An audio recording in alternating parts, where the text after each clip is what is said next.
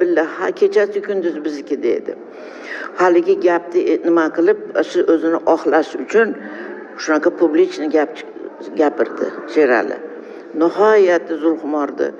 Endi kechirasiz yomon ayolga chiqarib yubordi-da. 10-15 bilan yurgan devordi. Bola meniki emas devordi, meni o'g'lim ikkita Shohijoxon ana Zokirim dedi. Masaka gaplarni gapirib yubordi.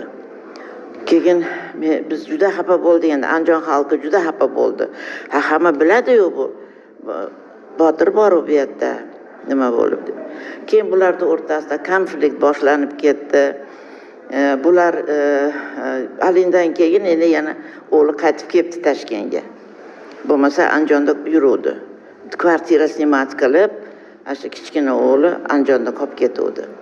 Endi bular qo'rqqanidan ona xotini nihoyatda uzuqara bir nima xotin ekan, nima deydilar, bo'ladi bir uzuqara ayollar. Shunaqa ayol ekan, tinchitmadi Sheralini.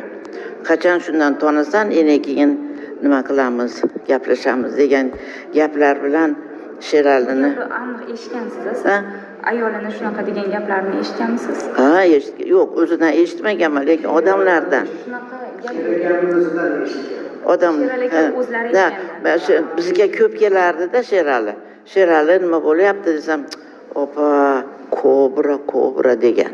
Xuddi masnaqa degan menga. Biz bir opa-ukaday edik. Men juda yaxshi ko'rardim. Meni ukam bilan birga katta bo'lgan. To'g'ri nimada Urunboyev To'g'rijon turibdi-yu. U meni ukam ham Urunboyev To'g'ri, adna familiyasi bular. Sherali hammasi birga katta bo'lgan. Bular o'tda bir-birini bilishardi-da. Evet.